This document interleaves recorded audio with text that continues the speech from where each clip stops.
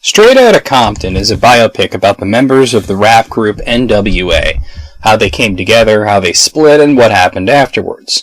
The group had 5 members, but for the most part the film follows the 3 most famous members, Eazy-E, Dr. Dre, and Ice Cube.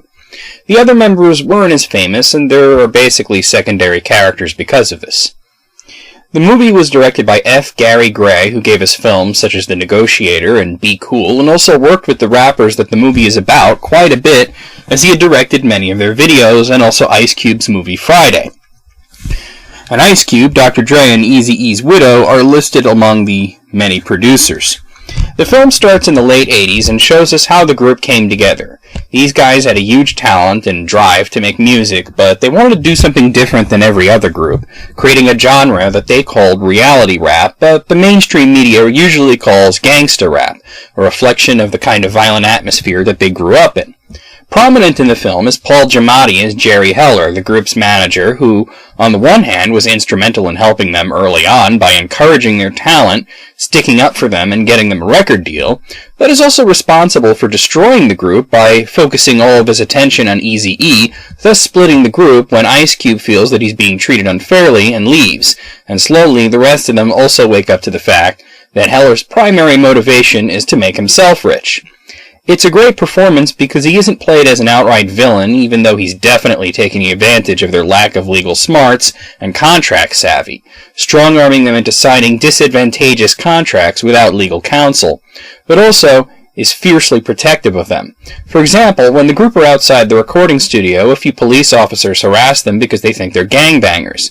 Jerry comes out and screams at the cops for harassing his clients and nearly gets arrested himself.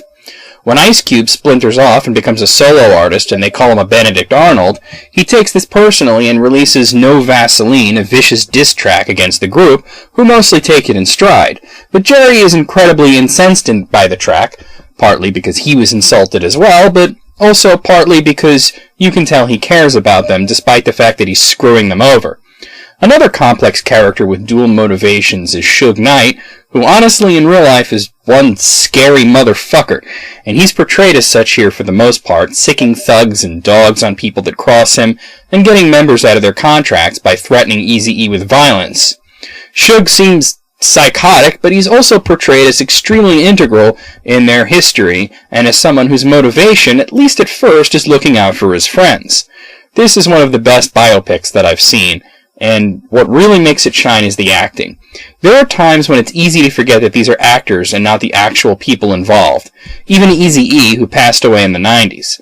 Speaking of which, the movie does hit more serious notes, such as the Rodney King beatings, the fallout from that, ongoing police brutality, gang violence, and of course Eazy-E's eventual death, which is especially sad as it comes right off the back of E finally realizing that Jerry Heller did not have their best interests in mind. He fires Heller and reconciles with his friends who had such bad blood between them and attempts to get the group back together to do it right, but he's hospitalized just as it's all coming together and he dies a few months later. What also struck me was how the movie portrays even its heroes as flawed individuals, with Eazy's widow producing. I kind of thought that they would try to smooth his character over, but he is shown as arrogant and headstrong and easily manipulated by Heller. Yes, the film glosses over some of the negative aspects of the group. One incident in particular that is left out is when Dr. Dre assaulted Dee Barnes, an MTV personality, because she interviewed Ice Cube after he left the group. While this isn't included, it is however alluded to later in the film.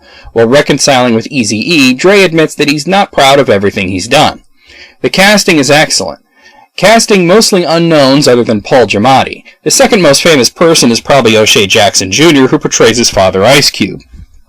The only cast member who doesn't look uncannily like their counterpart would be Keith Stanfield, who plays Snoop Dogg, but, well, let's face it. Where are you going to find another person who looks like Snoop Dogg? Just doesn't exist. One thing I have to say is that if you grew up in this era, if you can remember the late 80s, the early 90s, the buzz around NWA, but more importantly, what was in the news at the time, you need this movie in your life. It's highly recommended. I realize that hip-hop and rap music, it isn't for everybody. But for those of you out there who aren't at all into it, I still recommend the film as an excellent biopic and a period piece with plenty of drama, some action, and the dissemination of these characters that may lead to a greater respect for what these guys really did. I give it a 10 out of 10.